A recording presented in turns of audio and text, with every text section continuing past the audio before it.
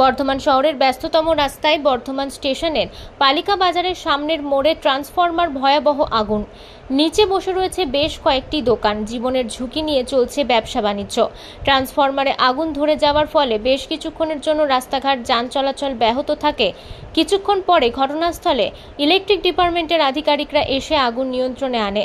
সম্ভবত শর্ট সার্কিটের কারণে এই আগুন লেগেছে বলে জানা যায় পার্শ্ববর্তী দোকানদার ও চলতি সাধারণ মানুষদের কাছ থেকে।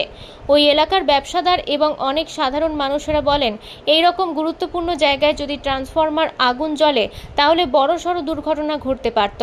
আগামী দিনে যাতে এরকম ঘটনা না ঘটে তার দিকে নজর রাখতে হবে। প্রায় সময় দেখা যায় বর্ধমানের বিভিন্ন প্রান্তে ট্রান্সফরমারে আগুন লেগে যায়। বহুবার ফোন করার পর ডিপার্টমেন্টের আধিকারিকরা এসে পৌঁছান। আগুনটা লাগে সময় 11টা নাগাদ।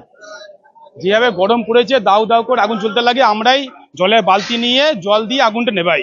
ঘটতেই পারে ঘটনা, ক্ষতি হতে পারে আর কি, বড় সড়ো দুর্ঘটনা, ক্ষয়ক্ষতি হতে পারে। ট্রান্সফরমার যাবে, ফিডার পিলার যাবে, সবকিছু পুড়ে যাবে। ট্রান্সফরমারটা নিচে পরিষ্কার করতেই হবে অবশ্যই। হ্যাঁ, দোকানপাট গুলো সরাতে হবে। জাম করে ওরা সবকিছু জাম করে রেখে দেয়। প্লাস্টিক টাঙানো আছে, যে কোনো সময় একটা আগুন ছিটকালে, আগুন লাগলে পুরো আমাদের 11 কেবি আর এলটি ট্রান্সফরমার সব পুড়ে যেতে পারে। ব্যুরো রিপোর্ট, আনন্দ বার্তা।